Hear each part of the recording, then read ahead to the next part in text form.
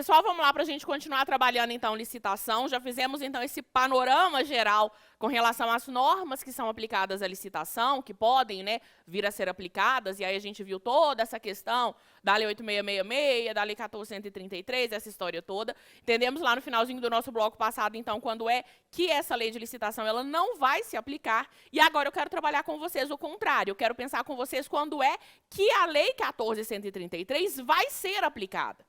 Lembrando que eu estou dando uma ênfase maior aqui a essa lei, né? Então, claro que a Lei 8666 tem as suas respectivas aplicações, muitas delas, claro, vão coincidir aqui, mas vou dar uma ênfase maior para a Lei 14.133, porque aí aqui eu já consigo ir trazendo para vocês alguns artigos que são importantes para a gente. Tá? Então, basicamente, o que eu quero fazer com vocês agora é analisar as espécies de contratação. Quando eu digo analisar as espécies de contratação, basicamente o que eu quero fazer com vocês é analisar os dispositivos lá do artigo 2º da Lei 14.133 de 2021. O artigo 2º, ele vai trazer para a gente quando é que a lei ela vai ser aplicada. Então, ele é simples, ele fala, esta lei aplica-se a. E aí vai trazer para a gente uma série de incisos com aplicações da Lei 14.133. Claro que nós sabemos que é possível que exista exceção. Né? O próprio artigo 37, inciso 21, ele traz para a gente a regra de que os contratos de obra, serviços, compras e alienações dependem em regra de licitação, mas que tem exceção. Né? Eu chamei a atenção de vocês quando a gente estava lendo o inciso 21 lá do artigo 37 da Constituição, que ele começa falando, ressalvados os casos especificados na legislação, parará, tem que fazer licitação. Então, claro que nessas situações que a gente vai analisar aqui, pode ser que eu encontre exceções a essa regra, mas a regra é que para esses contratos aqui, eu preciso fazer licitação. Tá certo? A exceção da licitação, ou as exceções da licitação, a gente vai trabalhar bem mais para frente na nossa aula. Aqui o que eu quero pensar com vocês é na regra. Quais são os contratos, quais são as contratações que a administração tem que fazer e necessariamente, né, ou pelo menos em regra, ela tem que fazer licitação. E aí a gente vai passando aqui inciso por inciso com relação a esse artigo 2º. Primeiro inciso que vai aparecer para a gente aqui é a alienação e concessão de direito real de uso de bens. Então, de acordo com a lei, lá no artigo 2º, a alienação e a concessão de direito real de uso de bens, ela vai se submeter à Lei 14.133 de 2021. Quando a gente fala de alienação, a gente está falando da alienação de bens públicos. Né? A alienação de bens públicos, ela aparece para a gente lá no artigo 76 da nova lei. O artigo 76 da Lei 14.133 de 2021, ele traz para a gente quais são os requisitos, quais são as condições que a administração pública ela tem que seguir para que ela possa alienar um determinado bem público. Então, vamos imaginar aqui, o Estado de São Paulo, ele está querendo vender uma frota de veículos que ele não usa mais. Então, ele renovou lá a frota de veículos de um determinado órgão, está querendo vender alguns veículos que ele não está utilizando mais, que são inservíveis a ele. A regra é que, para ele alienar esses veículos, ele tem que fazer licitação. Da mesma maneira, se ele quiser alienar um bem imóvel, então tem um prédio, tem um terreno que o Estado não está mais usando, a regra é que tem que fazer licitação. É a regra, o próprio artigo 76 vai trazer as exceções, que são as hipóteses de licitação dispensada, mas que eu não vou entrar na exceção agora, como eu disse para vocês. Então, o que eu preciso entender é, a alienação de bens públicos depende de licitação como regra. E aí vão se submeter a esse artigo 76 da Lei 14.133 de 2021. A Lei 8666, ela também tem um artigo com relação a isso, que é o artigo 17. Como eu estou dando uma ênfase maior aqui para a nova lei, então eu coloquei a nova lei aqui com o artigo 76, mas vale a pena, né, lembrar que o artigo 17 da Lei 8666, ele também vai trazer os requisitos para alienação de bens públicos. E do mesmo jeito que a administração pública, ela, em regra, tem que fazer licitação para alienação de bens públicos, ela também, em regra, tem que fazer licitação para concessão de direito real de uso de bem público. A concessão de direito real de uso de bem público, gente, é tratada num decreto-lei específico, que é o Decreto-Lei 271 de 67. O artigo 7º do Decreto-Lei 271 de 67, ele traz para a gente essa forma que a administração pública tem de gerar para um particular o uso privativo de um bem público através dessa concessão, que é a concessão de direito real de uso de bem público. Eu não vou aprofundar aqui nessa ideia da concessão de direito real de uso de bem público, porque é algo muito específico de bens públicos, né? Quando a gente estuda bens públicos, nós temos formas de uso privativo de bens, né? Então, situações em que a administração pública, ela concorda que um particular ou que um grupo de particulares se utilize privativamente de um bem público, e uma dessas formas de uso privativo é essa concessão de direito real de uso de bem público, que é bem específica, serve para a função de regularização fundiária. E aí, o que eu preciso saber aqui na nossa aula de licitação é que a regra que, para firmar esses contratos de concessão de direito real de uso de bem público, a administração pública precisa fazer licitação. Tá certo? Se você quiser de curiosidade, dá uma lida lá no artigo 7º do Decreto-Lei 271, pode, mas não é o foco nosso aqui na aula de licitação. Tá certo? Então, seja para alienar, seja para dar uma concessão de direito real de uso de bem público, a administração pública, em regra, precisa fazer licitação. Também precisa fazer licitação quando ela vai comprar alguma coisa, inclusive por encomenda. Então, se a administração pública ela precisa comprar algo, se ela precisa comprar um determinado bem, inclusive por encomenda, então precisa encomendar, por exemplo, a fabricação de um determinado bem, a regra é que ela tem que fazer licitação. A regra é que ela precisa fazer essa licitação para que ela possa vir a firmar esse contrato administrativo. Tá certo? Então, essa compra, inclusive por encomenda, ela vai, em regra, depender de licitação. Com relação à compra, eu já posso adiantar para vocês aqui alguns dispositivos, alguns artigos da nova lei que são interessantes. Primeiro, o artigo 6º, inciso 10. O artigo 6º, inciso 10, ele vai trazer para a gente esse conceito da compra. Ele vai dizer para a gente o que é considerado compra nos termos da Lei 14.133. Vou pegando aqui para a gente esse artigo 6º, inciso 10, mas eu já posso te adiantar uma coisa, tá? Uma dica com relação ao artigo 6º, que é o seguinte. O artigo 6º da nova lei, ele vai trazer para a gente uma série de conceitos, de palavras ou de expressões ou de institutos que aparecem na lei de licitações e contratos. Então, o artigo 6º ele tem que ser um aliado seu na hora que você estiver estudando essa nova lei. Porque a partir do momento que você consegue compreender todos esses conceitos, fica mais fácil de você entender os dispositivos. Tá? Então, usa muito o artigo 6º, está estudando a lei, encontrou lá alguma coisa que você não conseguiu entender muito bem o que é, procura lá nos incisos do artigo 6º para ver se ele traz um conceito. Claro que ele não traz um conceito de todas as palavras, mas ele traz um conceito de uma boa parte dos institutos importantes na nova lei. Tá? Então, ele é como se fosse um dicionário, como se fosse um glossário ali, em que você vai poder ir consultando quando você não entender alguma coisa. E ele, por si só, é uma excelente questão de prova, né? Ele, por si só, é uma excelente questão de prova, porque o nosso examinador ele pode pegar 4 incisos aqui, ou quantos incisos forem aqui do artigo 6º, e tentar mudar esses conceitos. Então, ele é um artigo bem importante para a gente na nova lei. Tá? E aí, o artigo 6º, inciso 10, ele traz para a gente o conceito de compra. Ele fala que a compra é a aquisição remunerada de bens para o fornecimento de uma só vez ou parceladamente, considerada imediata aquela com prazo de entrega de até 30 dias da ordem de fornecimento. Então, a compra é quando a administração pública está adquirindo, né, um determinado bem. Seja essa aquisição de bem que vai ser feito de uma vez só, com fornecimento de uma só vez, seja um fornecimento parcelado, então, ao longo de todo o ano, aquele contratado vai entregar não sei quantos bens, né, que foram ali contratados pela administração. E quando a gente fala da compra de entrega imediata, de acordo com o inciso 10, é aquela compra que tem o prazo de entrega, né, que tem o fornecimento daquele bem com prazo de entrega de até 30 dias da ordem de fornecimento. Então, essa é a ideia. É meio que a ideia do compra, né? Do que a gente entende por comprar, né? Quando eu estou comprando alguma coisa, eu estou pagando e eu vou receber alguma coisa. Além desse artigo 6º, inciso 10, os artigos 40 a 44, eles tratam também dessas compras que podem vir a ser realizadas pela administração. Então, a administração pública, ela deve seguir esses artigos 40 a 44 quando ela for comprar alguma coisa, quando ela for adquirir alguma coisa. Não vou ficar lendo todos esses artigos com vocês, né, gente? Porque senão fica uma aula extremamente maçante, né? De ficar só lendo artigo. A ideia é que a gente consiga fazer consiga enxergar mesmo, né? Todo esse contexto da licitação. E aí depois você vai, com calma, estudando cada um desses artigos, separadamente, como a gente está trabalhando aqui. tá certo? E aí, com relação à compra, eu coloquei algumas observações para a gente fazer. Porque aí eu já consegui adiantando, né, como combinado, alguns pontos importantes com relação a isso. Então, primeira observação que eu queria chamar a atenção de vocês é para o artigo 40, inciso 2.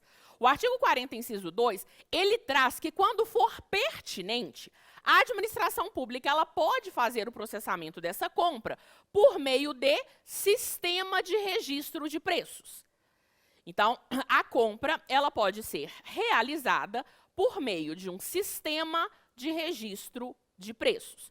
O que é o registro de preços? Gente, o registro de preços, ele aparece hoje para a gente na nova lei como o que a lei chama de procedimento auxiliar.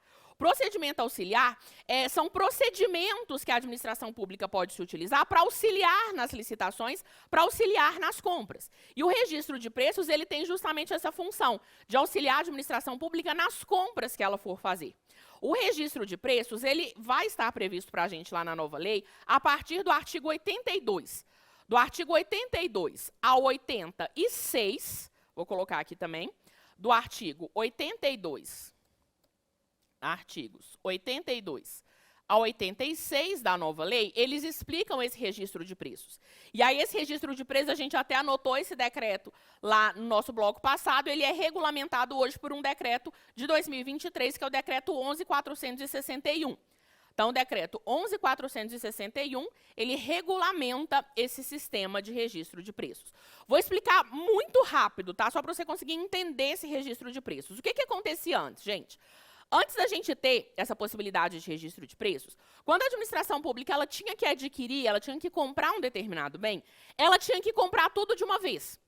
Então, por exemplo, tem que comprar papel toalha para colocar nos banheiros de um determinado órgão, de todos os andares de um determinado órgão. Então, a administração precisa comprar papel toalha, né? Aquele órgão precisa comprar papel toalha. E aí ele faz a licitação para o ano todo. Porque não dá para ele ficar todo mês, acabou o papel toalha, vamos fazer uma nova licitação, acabou o papel toalha, nova licitação. Porque senão ia ser uma loucura, né? A administração tem que ficar fazendo licitações para esses bens que ela consome, né? Sem intervalo, que ela consome o tempo todo. Só que aí, antes, ela tinha que fazer a licitação para comprar papel toalha e ela tinha que calcular quanto que ela ia usar de papel toalha durante todo aquele ano. E ela tinha que comprar o papel toalha de todo aquele ano e guardar aquele tanto de papel toalha. E quando eu digo isso, não estou exagerando, não. É assim, era, né? Era assim. Eu trabalhava num órgão público, há muito tempo atrás, que eu lembro exatamente disso. Existia uma sala, era uma sala muito grande, toda de papel toalha. De pacotes e pacotes empilhados de papel toalha. Porque a administração ela tinha que armazenar aquela quantidade enorme de coisas que ela ia usar durante o ano. Que ela ia lá, fazia a licitação, comprava, o pessoal entregava e pronto, ficava lá guardado. O que não faz o menor sentido, você concorda comigo? A administração tem que ficar armazenando esse tipo de coisa? Até porque corre risco, né? Eu lembro que teve uma vez que teve meio que uma infiltração nessa sala, e aí o pessoal ficou enlouquecido, tendo que tirar aquele tanto de pacote, porque tinha que achar, senão ia estragar tudo. Enfim, uma loucura. Então, claro que isso não é eficiente para a administração. Então, o que a administração ela faz hoje? Ela faz uma licitação, e aí é uma licitação seguindo as modalidades que a gente tem na lei, tá? E ela, em vez de já comprar tudo, ela faz, através dessa licitação, um registro de preços. O registro de preços, ele não é uma modalidade, tá? Eu adoto as modalidades da lei, mas eu faço um registro de preços. Então, na proposta que cada licitante vai entregar, eles vão entregar quanto que eles vão vender o papel toalha. Pensando aqui nesse exemplo. Eu vou vender o papel toalha, cada pacote de papel toalha por, sei lá, R$10. E aí, ao longo de todo aquele ano, sempre que a administração precisar renovar o estoque de papel toalha, ela vai lá e compra com aquela pessoa que ficou em primeiro lugar, que ia vender o papel toalha por R$10. Então, ela vai virar e falar, ô, fulano, estamos precisando de mais papel toalha aqui, então vamos firmar, vamos comprar mais um pouquinho aqui com você. Então, ela vai comprando aos poucos, mas sem ter que fazer uma licitação o tempo todo, porque já está lá o registro de preços, ela já sabe quem é o primeiro colocado, ela já sabe com quem que ela vai comprar, tá certo? Então, o registro de preços, que é um procedimento auxiliar, ele é justamente para auxiliar as compras que a administração pública venha fazer. Além dessa primeira observação, segunda observação que eu queria destacar com vocês é o artigo 40, inciso 5, que traz os princípios que são aplicados às compras. A Lei 14.133, lá no artigo 40, no inciso 5, traz para a gente quais seriam os princípios que devem ser aplicados quando a administração pública vai comprar. E aí, basicamente, nós temos 3 princípios. Nós temos o princípio da padronização. Então, a ideia é que a administração pública, quando ela for efetuar as suas compras, ela respeite alguma padronização, né, para não ficar cada vez comprando uma coisa diferente e muda tudo. Então, vamos manter uma padronização para ficar mais fácil, né, a atividade, né, diária da administração pública.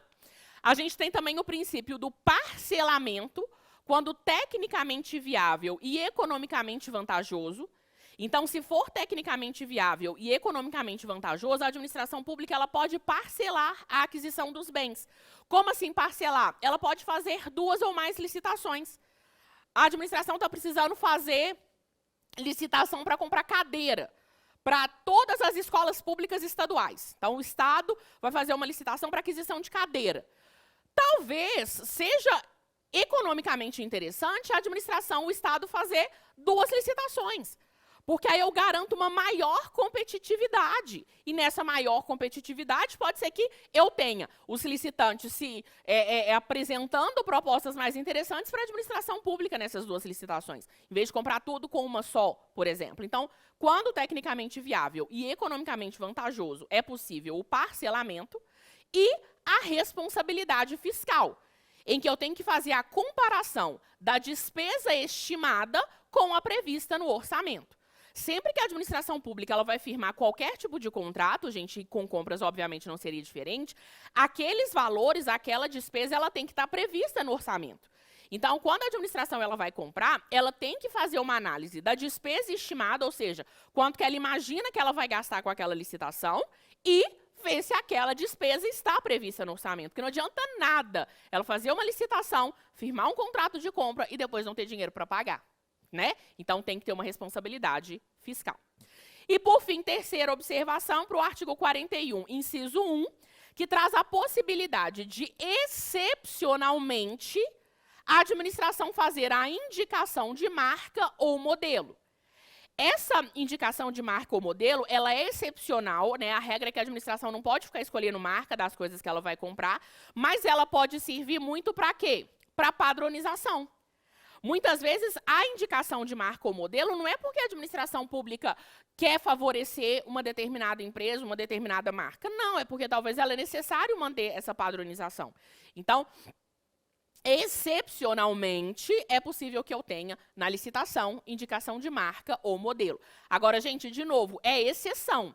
Quando a gente for trabalhar lá na frente as hipóteses de dispensa de licitação, a gente vai ver, por exemplo, que uma das hipóteses de inexigibilidade de licitação é quando eu tenho uma única pessoa fornecendo aquele bem, só que aí lá na inexigibilidade é vedada a preferência de marca.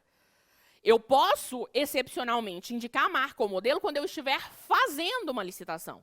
E aí falar, eu quero comprar o papel higiênico desse modelo, dessa marca, e etc, etc. E aí vai depender muito do caso concreto, tá? Talvez o papel higiênico nem sirva tanto o meu exemplo, porque não teria por que indicar a marca. Mas a ideia é que, excepcionalmente, justamente para garantir essa padronização, é possível a indicação de marca ou modelo. Tá certo? Mas é exceção. A regra é que não pode fazer essa indicação, porque senão seria uma forma de direcionar a licitação. Né, eu falar que eu estou comprando só de uma determinada marca porque eu estou favorecendo aquela marca, talvez porque eu estou recebendo um por fora, e isso, obviamente, não pode acontecer. Tá certo? Depois das compras, o artigo 2º, ele traz para a gente também a necessidade de aplicação da lei para a locação. A locação de bens, ela aparece para a gente lá no artigo 51. O artigo 51, ele vai tratar especificamente de locação. Vou lá com ele para te mostrar o artigo 51. Então, o artigo 51, ele fala o seguinte: ressalvado o disposto no inciso 5 do caput do artigo 74 dessa lei, esse artigo 5º do artigo 74, ele traz para a gente uma hipótese de inexigibilidade de licitação também, que a gente vai trabalhar mais para frente. A locação de imóveis deverá ser precedida de licitação e avaliação prévia do bem, do seu estado de conservação, dos custos de adaptações e do prazo de amortização dos investimentos necessários. Então, aqui, a gente tem essa regra de que eu aplico a Lei 14.133 no caso da locação de bens imóveis. Com relação a essa locação, gente, eu posso te adiantar que existe uma grande divergência doutrinária com relação a isso. Existe uma grande divergência doutrinária com relação a isso, por quê? Porque alguns autores, eles discutem sobre a possibilidade ou a viabilidade de locação de bens imóveis públicos. Eles discutem muitas vezes qual que seria a possibilidade da administração pública alugar ou não esses bens imóveis. Porque, primeiro, se a administração, ela estiver alugando um determinado bem, então a administração vai alugar um bem privado, a doutrina ela é praticamente todo mundo concordando que, na verdade, o que eu aplico aqui são normas do direito privado. Né? Então, se a Maria está alugando a casa dela e a administração vai lá e aluga a casa da Maria, a regra é que são normas de direito privado que têm que ser adotadas. E aí, pensando no contrário, né, na locação de bens públicos, então a administração querendo alugar bens públicos, os autores eles vão discutir sobre a possibilidade ou não de aplicação dessa lei com relação a isso. Mas, de toda maneira, está previsto na lei. Então, se aparecer para a gente em prova a locação como uma das aplicações da Lei 14.133, está certo. Não é todo mundo que concorda. Na verdade, os autores discutem muito com relação a isso. Mas, de todo jeito, está previsto para a gente aqui na nossa lei, tanto no artigo 2º, quanto também no artigo 51. Tá certo? Depois da locação, nós temos também a previsão da concessão e permissão de uso de bens públicos. Concessão e permissão de uso de bens públicos. O que também é bem problemático se a gente for analisar mais a fundo esse texto. Então, olha só, o artigo 2º da Lei 14.133 fala que a Lei 14.133, ela se aplica para concessão e permissão de uso de bens públicos. Só que o que acontece, gente? A permissão de uso de bens públicos, ela é, na verdade, um ato administrativo. Quando a gente pensa na concessão de uso de bens públicos, beleza. A concessão de uso de bens públicos, ela é de fato um contrato, né? Então, é uma forma de uso privativo de bens públicos em que a administração pública, ela possibilita que um determinado particular, ele se utilize privativamente de um determinado bem público, e aí é necessário, em regra, se fazer licitação, então, beleza, concessão de uso de bem público é precedido de licitação, tem que aplicar a Lei 14.133 de fato, mas a permissão de uso de bens públicos, ela é ato administrativo. Se ela é ato administrativo, gente, não tem por que a gente falar em licitação, não. A regra é que não tem licitação para permissão de ato administrativo. Permissão de ato administrativo permissão de uso de bens públicos, né, que é um ato administrativo, é, por exemplo, quando a administração pública ela concorda com alguém, com um particular, instalar uma banca de revista na calçada. É uma permissão de uso de bem público, porque a administração está concordando com o uso privativo daquele pedaço da calçada ali que a pessoa vai colocar uma banca de revista, mas é uma permissão de uso de bem público porque atende tanto o interesse do particular quanto também o interesse público. Atende o interesse do particular, sei lá, do Joãozinho, que está querendo ali vender as revistas, os jornais, enfim, e vai ganhar dinheiro com isso, claro, mas também é para alcançar o interesse da coletividade, que é o interesse de acesso à informação, das pessoas que quiserem conseguir adquirir jornais, revistas, enfim. Então, isso se dá através de uma permissão de uso de bem público. E permissão de uso de bem público, gente, não vai ser precedida de licitação, em regra. A única exceção em que a gente tem a permissão de uso de bem público precedida de licitação, é no caso do que a gente chama, né, do que a doutrina chama de permissão qualificada. A permissão qualificada é quando eu tenho mais de um interessado, por exemplo, naquele uso de bem público, ou quando a administração pública ela vai impor obrigações, inclusive, para ela, e aí ela vai ter que, em regra, fazer licitação. Mas a permissão de uso de bem público, o normal, né, a permissão normal, ela é ato administrativo, então ela não é precedida de licitação. Então, não deveria por que a gente ter essa previsão aqui. Na verdade, o que os autores vêm falando hoje com relação a essa previsão aqui do artigo 2º da Lei 14.133. Na Lei 8.666, ela previa que a lei, né, até então a Lei 8.666, ela se aplicaria, e aí ela falava nos casos de concessão e permissão. Não falava de uso de bem público, falava só concessão e permissão. Por quê? Porque concessão e permissão de serviços públicos são precedidos de licitação. Concessão e permissão de serviços públicos são precedidos de licitação porque são contratos. Então, o que alguns autores têm discutido e questionado é falado, será mesmo que o legislador estava querendo falar concessão e permissão de uso de bem público? Ou será que eles não pararam para pensar que essa concessão e permissão aqui deveria ser de serviços públicos? Mas está na lei, e você não vai discutir numa prova objetiva o que está na lei. Então, se aparecer para a gente em prova concessão e permissão de uso de bem público, sim, a regra é que vai aplicar a Lei 14.133. Tá certo? Então, beleza. Não vou discutir. Estou trazendo todo esse raciocínio para vocês aqui, porque a gente tem que criar esses raciocínios jurídicos. A gente precisa entender todos esses pontos. Mas já te adianto aqui que, em princípio, eu não quero que você, numa prova objetiva, fique discutindo com o examinador, não. Se ele colocou concessão ou permissão de uso de bem público aplicando a Lei 14.133, é o que está na lei, está lá no artigo 2º, bora que está certo. Não vou discutir. Tá certo? Beleza. Para que mais que eu preciso de licitação? Onde mais que eu aplico a Lei 14.133 de 2021? No caso da prestação de serviços. Inclusive, os técnicos profissionais especializados. Então, quando a administração pública está precisando contratar a prestação de serviços, então ela precisa firmar um contrato para que uma determinada pessoa ou para que uma determinada empresa ela preste determinados serviços a ela, a administração pública ela pode, então, ela vai, né, deve, em regra, adotar a licitação. Então, em regra, tem que se fazer licitação para a contratação da prestação de serviços. Então, por exemplo, estou pegando aqui o artigo, mas já vou te falando. Então, por exemplo, há um determinado órgão público ele está querendo contratar um serviço terceirizado de limpeza. Então, ele quer, em vez de ter servidores que façam a limpeza de prédio, isso é cada vez uma tendência maior na administração pública, ela contrata uma empresa que vai prestar aquele serviço.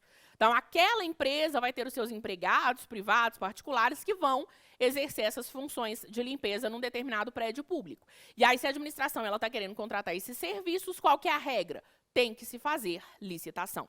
Eu não coloquei aqui, mas podemos colocar, o conceito de serviço aparece para a gente lá no artigo 6º, inciso 11. O artigo 6º, inciso 11, ele traz para a gente o conceito de serviço. Ele vai dizer que serviço... Opa, peraí, deixa eu voltar aqui. Que serviço é a atividade ou conjunto de atividades destinadas a obter determinada utilidade intelectual ou material de interesse da administração. Então, se a administração pública ela tem que contratar um determinado serviço, né, para ter essa utilidade intelectual ou material que seja de interesse da administração, a regra é que ela vai fazer licitação, aplicando, portanto, como regra, a Lei 14.133, né, a Lei de Licitações. Ou, né, a Lei 8.666, lembrando que ela, né, excepcionalmente, ainda está sendo aplicada, pelo menos por enquanto. Ainda com relação aos serviços, os artigos 47 a 49, eles tratam dessa prestação de serviços.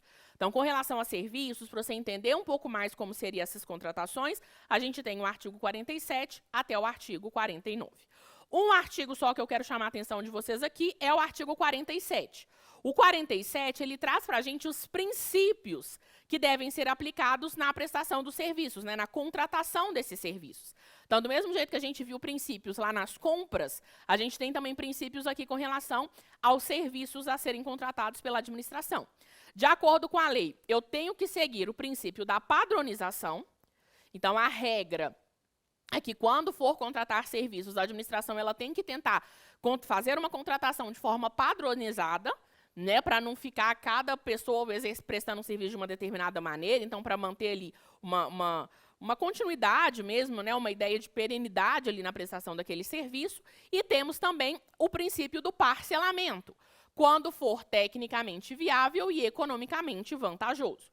Então, do mesmo jeito que a gente viu lá nas compras, que se fosse tecnicamente viável e economicamente vantajoso, seria possível o parcelamento, aqui a gente também tem o princípio do parcelamento no caso da prestação de serviços. Tá certo? Então, se a administração precisar contratar serviços, nós temos aqui, portanto, então, essa previsão e esses princípios que são aplicados. Próximo inciso, agora já terminando lá no artigo 2º, próximo inciso lá do artigo 2º que traz para a gente a aplicação da Lei 14.133 é no caso de obras e serviços de arquitetura e engenharia. Obras e serviços de arquitetura e engenharia. Então, se a administração pública ela está precisando fazer uma obra pública, então se a administração pública ela está precisando contratar uma empresa para construir um prédio público, para fazer o asfaltamento de uma rua, para construir uma ponte, construir um viaduto, a regra é que tem que fazer licitação. Da mesma maneira com relação a serviços de engenharia. Os serviços de engenharia, eles também devem, em regra, ser precedidos de licitação. As obras, elas vão aparecer para a gente lá no artigo 6º, inciso 12. Artigo 6º, inciso 12, estou pegando aqui só porque eu não anotei aqui no nosso material, então vamos colocar. Artigo 6º, inciso 12, e os serviços de engenharia no artigo 6º, inciso 21. Então, bora anotar aqui. Então, artigo 6º, inciso 12, traz o conceito de obra, e os serviços de engenharia no artigo 6º, inciso 21. O artigo 6º não fala especificamente de serviços de arquitetura e depois de engenharia, ele fala de serviços de engenharia, mas de toda maneira está previsto aí para a gente o inciso 21. O que é interessante chamar atenção com relação a esses serviços de engenharia, que mais para frente vai ser importante para a gente compreender. O artigo 6º, inciso 21, ele divide os serviços de engenharia em serviço comum de engenharia e serviço especial de engenharia. O serviço comum de engenharia, eu vou lá no artigo 6º para te mostrar, o serviço comum de engenharia seria todo o serviço de engenharia que tem por objeto ações objetivamente padronizáveis, em termos de desempenho e qualidade, de manutenção, de adequação e de adaptação de bens móveis e imóveis, com preservação das características originais. Então, aqueles bens que são objetivamente padronizáveis, que não têm grandes complexidades, eles seriam serviços comuns de engenharia. E, por outro lado, a linha B lá do inciso 21 traz o serviço especial. O serviço especial de engenharia seria aquele que, por sua alta heterogeneidade ou complexidade, não pode se enquadrar na definição constante da linha A do inciso. Então, aquilo que não é objetivamente padronizável, que tem uma complexidade maior, que tem uma heterogeneidade maior, vai ser considerado serviço especial de engenharia. Isso vai ser importante mais para frente quando estiver falando de modalidades, tá? Então, estou só te adiantando aqui, que a gente tem os serviços de engenharia comuns e os serviços de engenharia especiais. E também as obras que estão lá no artigo 6º, inciso 12. E aí também temos obras e serviços de engenharia sendo tratados nos artigos 45 e 46. Então, os artigos 45 e 46, eles tratam de obras e serviços de engenharia, de arquitetura e engenharia. E aí, por fim, o último inciso, a última aplicação da Lei 14.133 que nós temos é no caso de contratações de tecnologia da informação e de comunicação. Cada vez mais são contratações importantes para a administração, né, gente? A contratação de tecnologias de informação e de comunicação são, sem dúvida nenhuma, hoje extremamente importantes para a gente na administração pública. Então, elas devem, em regra, também ser precedidas de licitação. Então, em regra, tem que ser precedida de licitação essas situações todas que a gente tem aqui no artigo 2º. Claro que vamos ter exceção e a gente vai trabalhar todas essas exceções com bastante cuidado. Mas, em princípio, é isso que eu queria trazer para vocês.